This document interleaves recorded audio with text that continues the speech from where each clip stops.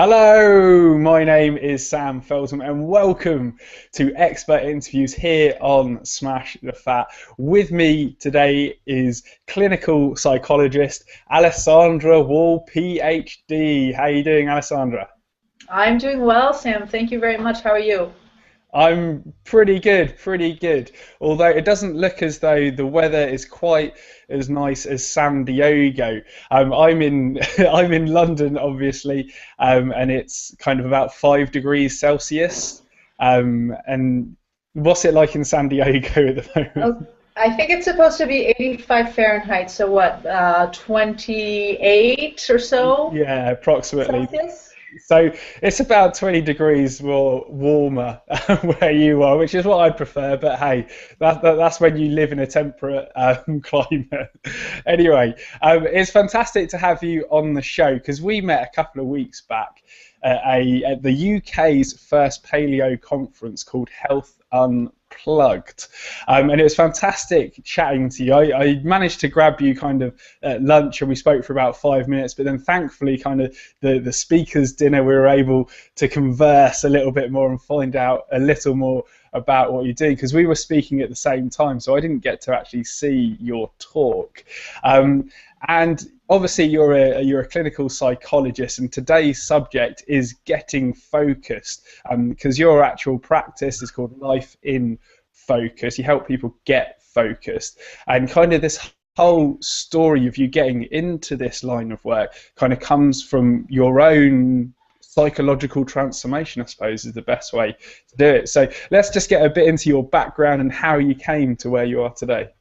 Sure. So I've been practicing clinical psychology or practicing as a psychologist for over 10 years at this point, and have owned my own business, have been in private practice since 2006. But in 2009, I had my first child, and I discovered paleo. And more than shifting my diet, discovering paleo actually shifted my whole outlook on life and health. The paleo was supposed to be a quick fix, right? I was supposed to help me lose those 20 extra pounds from having my first child, which didn't work. I mean, it did, but I had to stop nursing to lose everything. But what it did is it made me look at my health and other people's health very differently.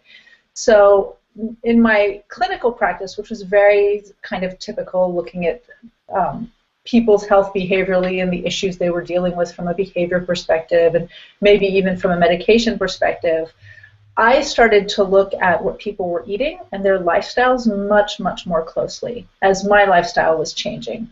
And that made me somewhat of a renegade in my field.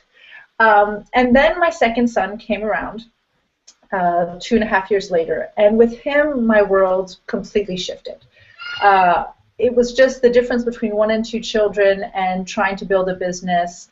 And we also opened a CrossFit gym in 2010. So helping manage that, trying to be a mother, trying to be a wife, trying to be a woman, the individual I was before having those roles, became extremely difficult. And about 1.5 years ago, I branched out and decided to build a coaching practice. And Life in Focus was born. And so right now I have two practices, my therapy practice, which is Life in Focus Therapy, and the coaching practice, Life in Focus Coaching. And the coaching practice is honestly where my heart is very much. I use all the skills that I've developed as a therapist to help people make changes they need to make in their life. And this notion of focus is the same. You said, you know, there was this transformation or this journey I went through, but a lot of it was kind of looking at who I was as a 35-year-old at the time, 34-year-old at the time, and reevaluating what mattered to me, reevaluating what things were important, looking at whether or not my life was in sync with those values. And that's everything from diet to lifestyle, but also professional interests, the way I personally led my life, and starting piece by piece to make those changes. And so I'm kind of do that now with the clients I work with in coaching, whether it's helping them shift how they eat or helping them make large-scale or even really small-scale shifts in their day-to-day life, changing habits. What I bring to it that I think is different is that psychological background. So I really try to help people look at what's holding them back. There's so many amazing sources for information and knowledge out there. And I've found that people really, really struggle to do something with that knowledge a lot of the time. That's where Life in Focus steps in.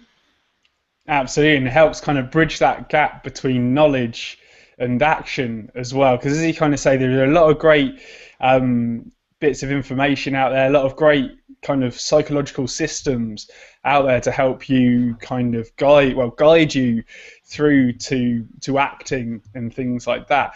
But it can be very, very overwhelming, the sheer amounts of information out there, and kind of it helps us to have a coach to help us kind of guide us through that and just make sure we're on the right path. I kind of use the analogy of a coach is exactly like a coach, a bus coach. That is, it helps you get from point A to point B. And that's kind of exactly what a coach does. So kind of how do you bridge that gap between knowledge and action? So one of the first things I do with most of the people I work with, actually with all of them, is get a sense with kind of what are the things that matter most to them. And I think we stop in our 20s dreaming. I don't know if you've noticed that in your own life or working with your clients. Yeah. There's this point in our early 20s, late teens, where we like to think about what we'll be when we grow up and what we want our life to be. And then we operate in autopilot till, I don't know, we're 60, 70. And it doesn't make sense to assume that we don't continue developing. And with those developments, our interests, our values, the things that matter to us shift. So that's one of the first places that I look at with people. It's kind of understanding what matters to you today. What values do you have today, and are you living in sync with those? So we'll go from identifying those to then comparing their actual life to it. And then we'll identify what changes they want to make. Sometimes people come in knowing exactly what they want. That's fantastic. Cut a step there. Sometimes we'll look at what those things might be. So people might come in saying, I just feel really stuck. I used to love work. I used to love life. Now nothing's quite satisfying. I hear a lot of people overbook themselves, right? They constantly are trying to do things to feel stimulated and fulfilled, but none of it's quite working, so they just feel tired, spent, and overwhelmed at the end of the day. And then one of the big differences, for the kids screaming in the back, well, not screaming. Kids are getting ready to go to school in the background. So that's the beauty of modern life, huh? Yes, one of the big problems that most people run into is that then they try to approach these changes simply from a strategic point of view, right? So an example I love using is going to sleep. This is one of the big transformations I made in adopting paleo, is understanding the value of sleep and realizing that no, I do not function well on 5 or 6 hours of sleep. I'm a far better mother on 8 hours of sleep. And so one might say, well, I want to get more sleep, so what I'm going to do is go to bed an hour earlier every night. That sounds great. Very, very simple solution, right? To just go to bed an hour, even 30 minutes earlier every night.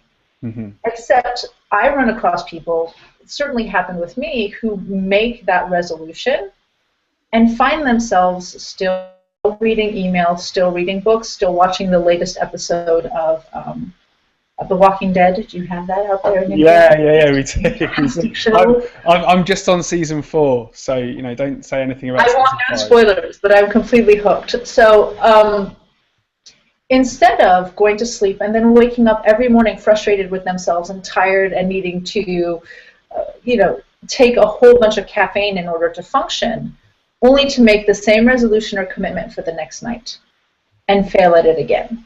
So the approach I take is to help them look at what that behavior signifies for them. That's where I think as a therapist, I look at things a little bit differently. We have an emotional connection to the things we do, whether it's diet or staying up. And if we just try to make changes based on a correct strategic approach, oftentimes, not always, we'll fail. And I find most often when we fail, it's because we don't understand what the behavior means and we're not actually addressing the real problem. So for a lot of people like me who are parents, on that sleep piece, what you'll hear is, it's the only time of the day I have for myself. Mm-hmm. It's my time to relax. It's my time to take care of me. And so asking somebody to give up a half an hour or an hour of that is asking them to make a huge sacrifice. There's this reframing that needs to be done where we'll work to help somebody, again, understand what the behavior means and continue to fulfill that need, but in a different way. And doing that, I find that I've had a lot of success getting people to do it. And it's always wonderful. I did this workshop at PrimalCon called Change of Heart with a bunch of people, and we choose one behavioral goal. And I have people look at what that behavior, the behavior they're trying to change, what it means for them, what emotions they have associated with it, what thoughts. And then we look at what changing that behavior would mean for them. And based on those two pieces of information, we then come up with a new goal, a step to get closer to that. But the step really actually takes into account the barriers that they're facing, which is not, can I get to bed an hour earlier, but why am I not getting to bed an hour earlier, right? And it's been great because I encourage these people to email me back their progress. I asked them a week later, but some of them are still sending emails now.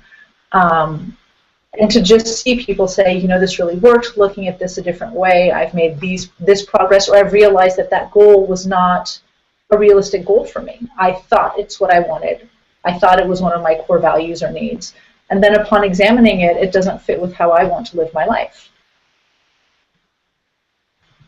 Yeah, that's ideal. It's kind of, yeah, just been talking about this on quite a few of the past podcasts, but becoming self-aware that on the superficial surface, it might be something that you want, but is it something that's kind of gonna create synergy in your life, and is it something that you actually need as well? I think also one of the things, yeah, that notion of need is huge. Is it something you really want, or is it something you think you want? Is it something you tell yourself, I should value, I should want, I should need? That's one of the first questions. And then understanding that a lot of times people want to say, well, it's circumstances that are keeping me from reaching my goals. Whether it's, you know, we'll talk about smash the fat, whether it's losing weight, going to the gym, eating properly.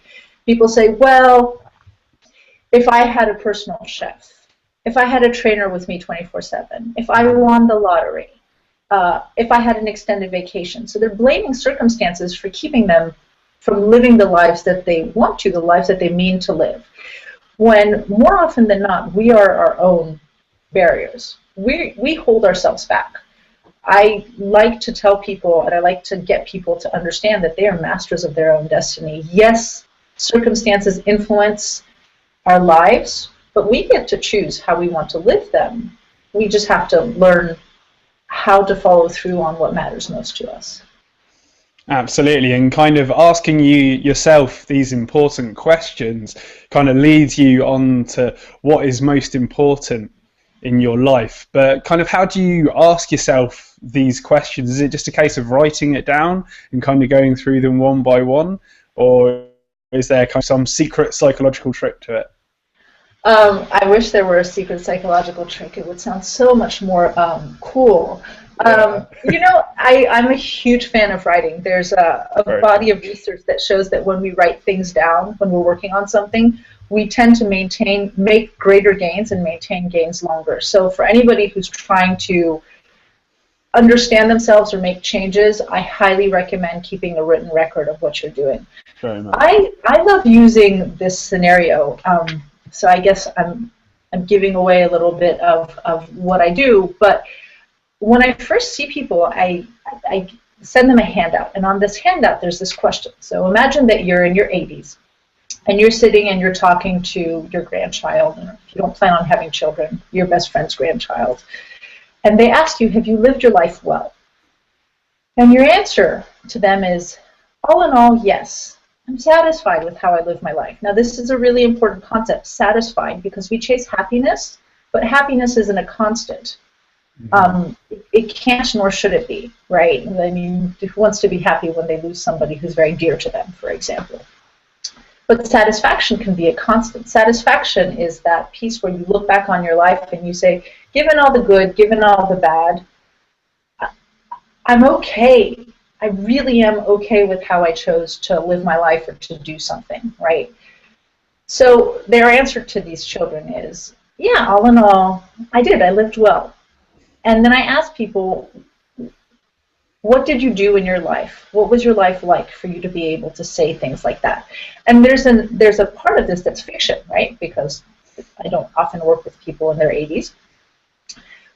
But it allows people to start that dreaming process I said that we don't do anymore after our 20s, which is they can include things that they're already doing. They can include things that they want to do, and I tell them to push the fantasy. So they might say, well, I worked as a personal assistant at this and this firm for, until I was 35, but then I chucked my job and I went and became a photographer for National Geographic, right? This might not be something they do, but in writing that fantasy, we can then go back and look at that and say, well, what is it about being a photographer for National Geographic that would be so amazing? And we pick out themes. What are the main themes that are coming out? What are these values that are coming out? And then we can compare those to real life, because maybe the whole point about being a photographer for National Geographic is working outside most of the time and being your own boss and not being in a 9-to-5 job. Mm-hmm. If that really matters to you, there's a way of getting there, right? So Daryl Edwards is a really, really fantastic example, and that's another great thing in this paleo primal world that I've discovered. Mm-hmm. Is a lot of people have done exactly what it is that I'm trying to help people do, which is at some point identify what truly mattered to them and often make this huge shift in their life, going from a banking corporate world to suddenly saying, no, this is what matters to me. I want to help people understand health. I want to help people understand play. And I'm going to do it. I'm going to throw myself into it. Now, that might be easier to do when you've been very successful in the banking world, mm-hmm. and a little less easy to do if you're working as a personal assistant for somebody and you're barely making ends meet. But that doesn't mean it's impossible. The approach just needs to be different. No, that's right. And you need to kind of, and the analogy that they used when I studied at the European Institute of Fitness, you need to hang up your washing. Basically, kind of ideas that are in your head are kind of like the laundry basket. All the clothing's in there, it's all screwed up and it's wet and it's not going to get dry very easily. You need to take out the clothes out from the laundry basket, hang it up properly so that then you can see it all in front of you.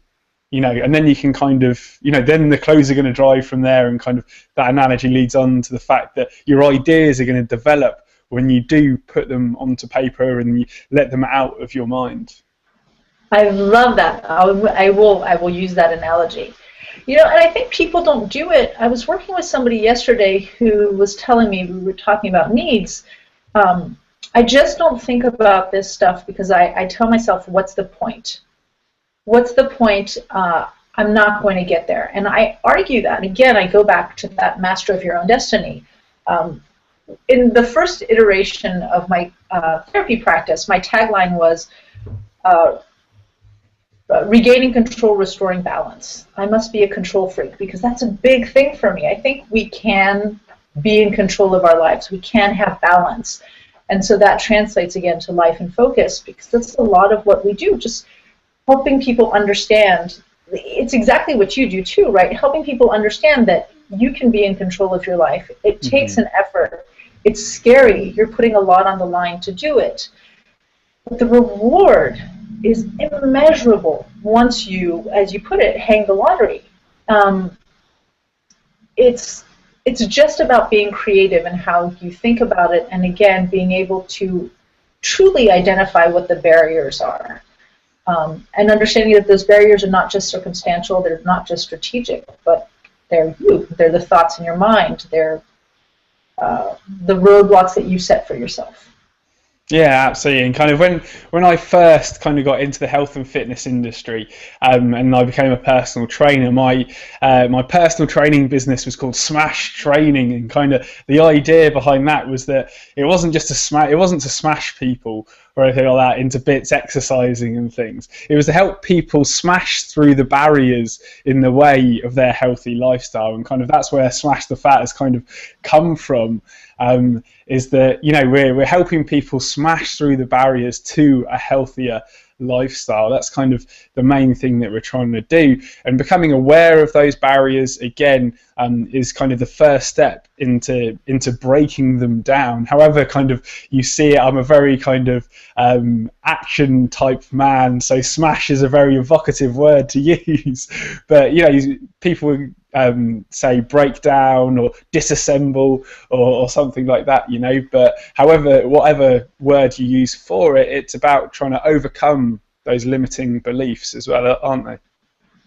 Yeah, and you know, there's one thing for the listeners today, you know, I think people get very overwhelmed or intimidated by this process because, again, either they can't quite identify, put their finger on what's wrong, but there's this general malaise with their life. The words I hear again is, life used to be exciting. I used to wake up and look forward to my day. I used to have energy. I don't have any more energy. I feel stuck. I don't know what to do. So I think people look at it and either feel that it's overwhelming. There's too much and they don't know where to start. Or they see the changes they need to make as impossible, and that this tiring out is just what happens as you get older. You get more jaded, life becomes a little harder, and nobody can have as much energy in their 40s or 50s as they had in their 20s. And so to those people, I like to say, well, you don't need to change everything at once. In the programs that I run, there are a few steps that people can choose. So there's the real wealth equation.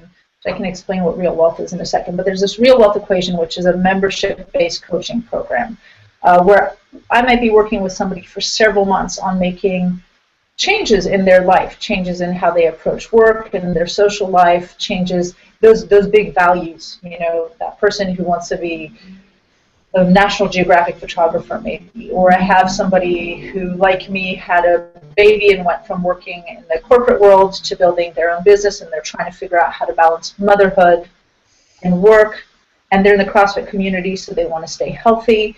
And so we do the real wealth coaching process. But there's smaller steps that you can take, and people need to remember that every change, whether big or small, starts with a single small step.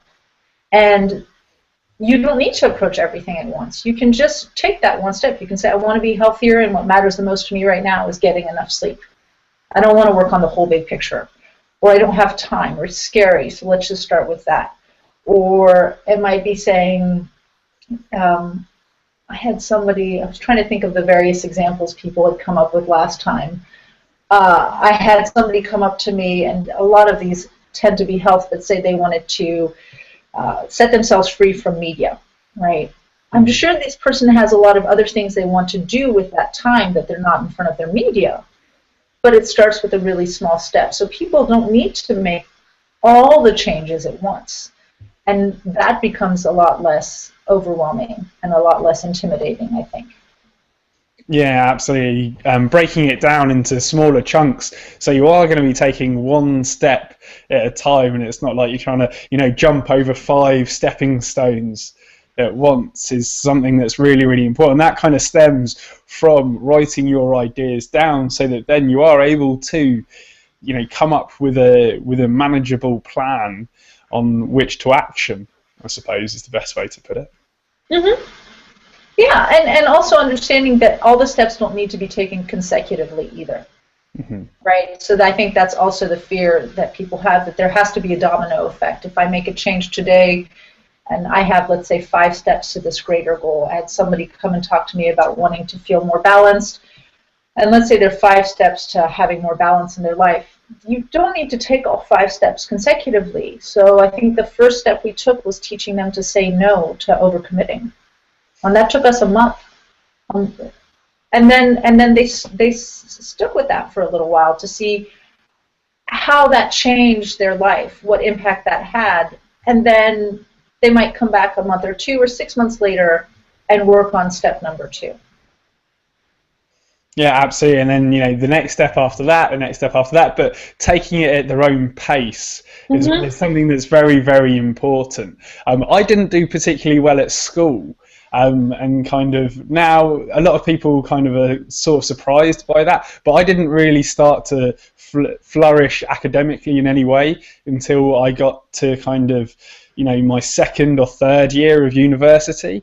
So it took me a fair while, and then even kind of after university, when I really started to get interested in history, philosophy, and obviously science in terms of what I do now.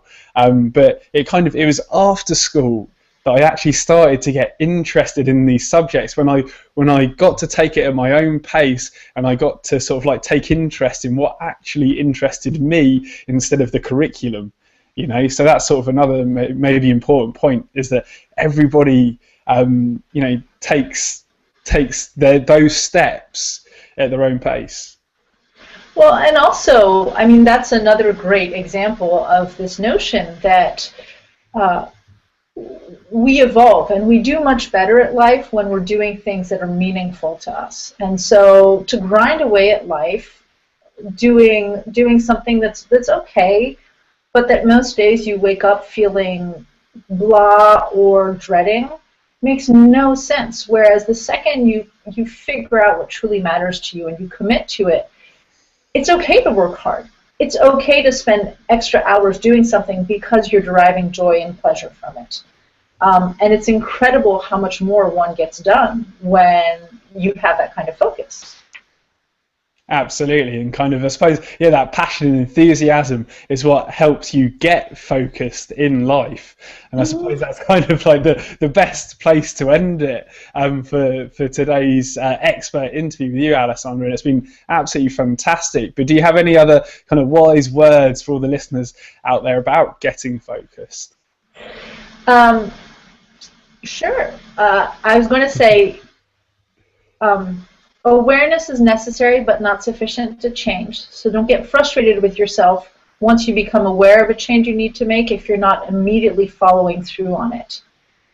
People get very surprised. There's this, I should know better, I should do this, I should. If you're not doing it, there's probably a legitimate barrier standing in your way, so instead of beating yourself up about it, either sit down and try to figure out what I was talking about before, what the behavior means to you, or go find somebody who you know is good at the change you want to make and have them help you. I mean, that's the beauty of your outsourcing thought, I guess. Mm-hmm. That's the beauty of getting somebody to really help you succeed at the things that matter for you. Absolutely, kind of support is so important in this whole process of life itself. For health to wealth, that support is kind of so important, and people can get in contact with yourself via the website, I believe, which is lifeinfocussd.com, and they can read your blog there as well, and they can just get in contact with you there. They can. One of the reasons I love coaching versus therapy is that it allows me to work internationally and across state lines in America. Therapy is very regulated. So now I get to work with folks all over the world. So yes, just get in touch with me over the website if you have any questions, or if you'd like to work with me. But even just if you have any questions, send an email, post a question on Facebook or Twitter. Those are great forums to get not only my answers, but other experts to weigh in on the issue too. Fantastic, Alessandra. And there's only one more thing to do, and that's to hear a smash it out from Alessandra Wall all the way from San Diego. So on 3, I want you to shout smash it out to the camera. So 1, 2, 3. Smash it out! That's awesome, fantastic. Well, I highly recommend everybody going across to Alessandra's blog and website, lifeinfocussd.com, and you can go through to her social media outlets from there as well. Again, thank you so much for your time today, Alessandra. It's been a fascinating chat, and I hope to speak to you soon. Me too. Thank you very much for having me on the show, and it's been a pleasure as usual. Hopefully see you your side of the pond sooner rather than later. Yeah, absolutely, Alessandra. You're always welcome. Welcome. You've always got a place to stay in London if you're ever over here. I'm going to take you up on it. Absolutely. I wouldn't say otherwise. All right. Take it easy, Alessandra. Speak soon. Bye. Bye.